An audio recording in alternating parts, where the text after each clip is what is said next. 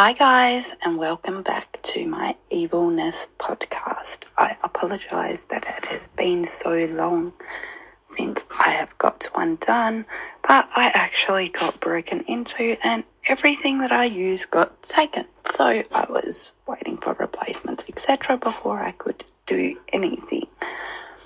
But today we will be talking about the true crime case of Alison Botha, and I apologise if the audio isn't great because my microphone has not yet been replaced. Alison Botha was a 27-year-old woman who lived in Port Elizabeth in South Africa with her mother and her brother Neil. She always described herself as pretty average. She wasn't great at anything really. She didn't really know what she wanted to do with her life. In her final year at school, she was head girl and she went on to do a secretarial degree at university. She spent 4 years travelling overseas. Alison finally found work as an insurance broker. On the 18th of December 1994, Alison spent the day with friends at the beach. They went back to her house and got pizza. At about 1 a.m, one of Alison's friends decided it was time to go home.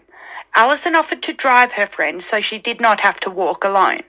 By the time that Alison returned, her car space had been taken by another car, so she had to find somewhere else to park, which was a little way down the road, which happened to be under a tree that blocked some of the nearby light. A man decided to take advantage of this lone woman in a dimly lit area at 1 a.m. in the morning. He had a knife and he held it to Alison's throat and said to her, "Move over or I'll kill ya."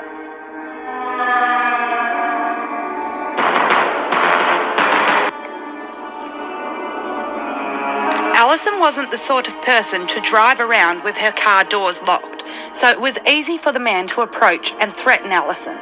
Alison complied with the man's demands and moved over into the passenger seat. The man started driving and Alison really just didn't know what to do. The man told her, "I don't want to hurt you, I just want to borrow your car to find someone who stole my TV." He also told her that his name was Clinton. Alison was one to see the best in people, so she wanted to believe this to be true. The man was making small talk, asking if Alison had a boyfriend and things like that.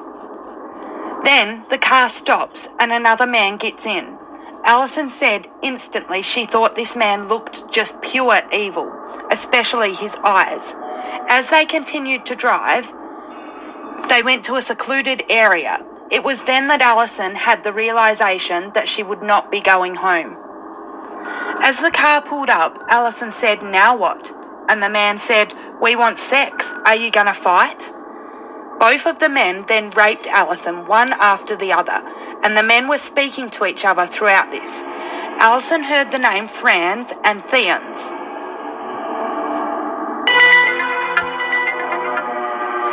After Alison was raped, one of the men started choking her.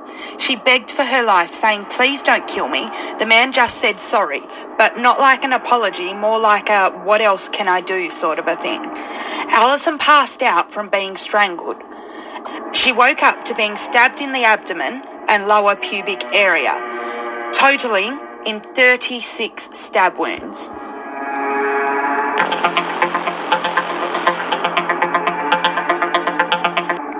One of the men, upon seeing Alison's leg twitched, figured she was still alive and proceeded to hack at her throat. There were 17 slash wounds in Alison's throat. It is believed that they were trying to decapitate her. The men then retreated back to Alison's car, threw her clothes out the window and drove away, leaving Alison to die. But Alison didn't die. And then she had to figure out what she could do. She couldn't feel any pain as the shock was setting in, but she could hear this awful noise of breathing. It was her own breathing that she could hear through a severed windpipe, and she was actually breathing through a stab wound just above her collarbone.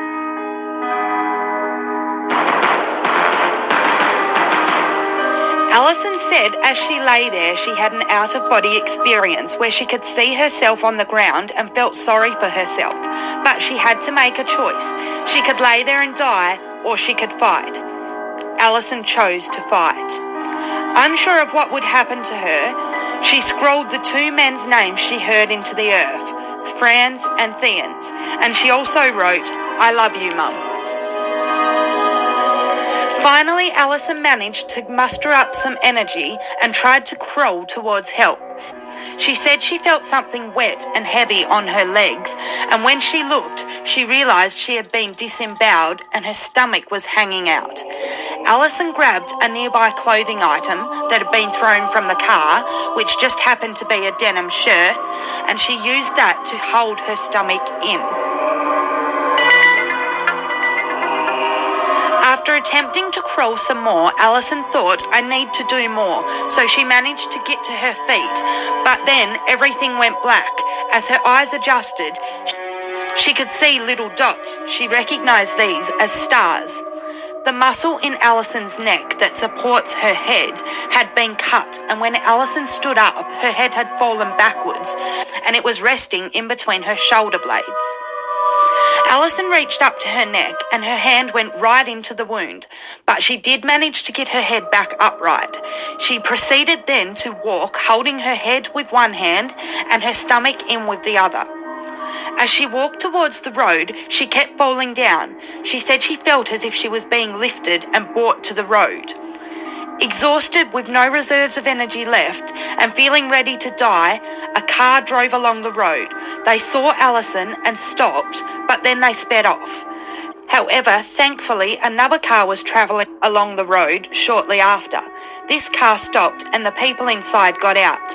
One of them, a veterinary technology student who was 20 at the time and on holiday with some friends, covered Alison up and held her hand and was talking to her and trying to keep her awake as long as he could. Also, remember that this happened in the mid-90s, so hardly anyone had mobile phones. However, luckily one person in this group did, so they were able to call for help. Even though the hospital was only 15 minutes away, they had to wait about 40 minutes for the ambulance to arrive.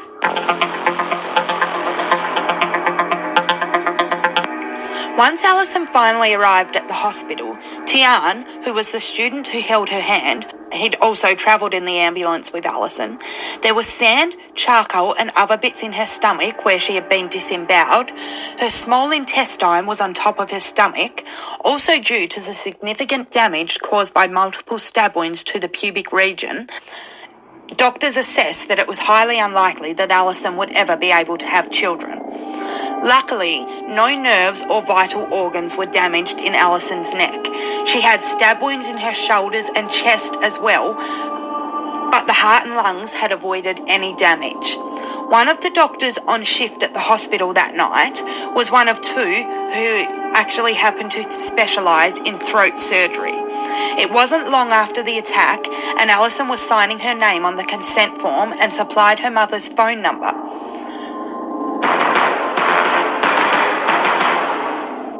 Alison had major surgeries on her throat and her abdomen. They had to use a brush to get all the debris out of her intestines. Doctors were extremely thorough to ensure that there were no infections nor ongoing problems. Alison was having to use a tube down her throat as a breathing aid, but this also meant that she was unable to speak. So when police came to the hospital, hopeful that Alison might be able to tell them what had happened and maybe identify her attackers, they showed Alison a folder of criminal photos from the area. When she came across the photos of Franz and Theans, she pointed to their pictures and wrote their names on a piece of paper.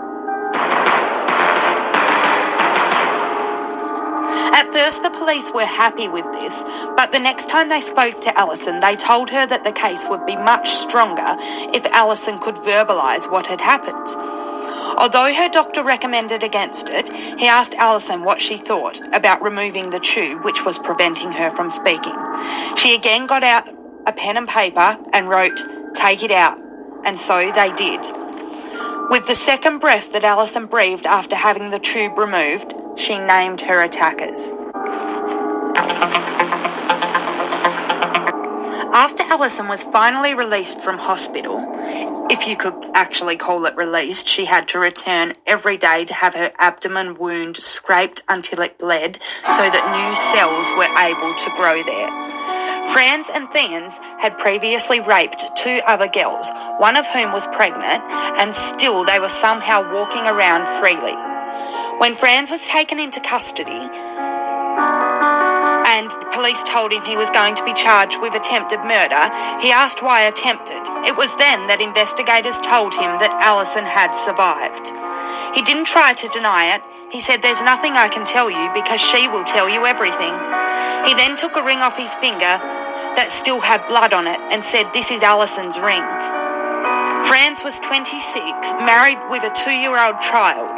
Franz's dad was a policeman and his mum had tried her best to raise him. Thans, however, had had a more unstable upbringing, but there still isn't much information on him. Or on either of them, actually. Alison was treated like a sideshow throughout this investigation, having to go to different places and take her clothes off in front of different people to show off her scars.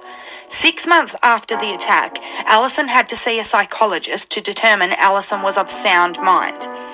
In the lead up to the trial, Franz claimed to be a Satanist and needed an exorcism, and he was possessed and blah blah blah, like, what an excuse. Alison stood up at the trial and testified. One of the things she said was, "One of my strong features I always thought was my neck, and look at it now." A pastor who was sent for Franz testified against him to say he wasn't a Satanist, he just did this. Franz was sentenced to 3 life sentences without the chance of parole. Thans was sentenced to 1 life sentence without parole. Alison went on to create a business around what had happened to her. She travelled the world telling her story. Alison did marry, but that didn't last, but she did defy the odds again when she and her husband had 2 sons. The man who had stayed with her when he and her friends found Alison went on to become a doctor and was the assistant doctor at the birth of Alison's 2nd son. Strangely though, although the sentences Franz and Thans received was without the possibility of parole, somehow they became eligible. In October of 2015, Alison's story has been made into kind of a documentary called Alison, which includes a lot of reenactments. Franz requested an interview, but in return for this interview, wanted a letter of forgiveness from Alison and wanted backdated profit shares from Alison's book called I Have Life, Alison's Journey, told to Mary Ann Tham, which was published in 1998. So that is all for today's case. Thank you guys so much for listening. I hope you have a great day.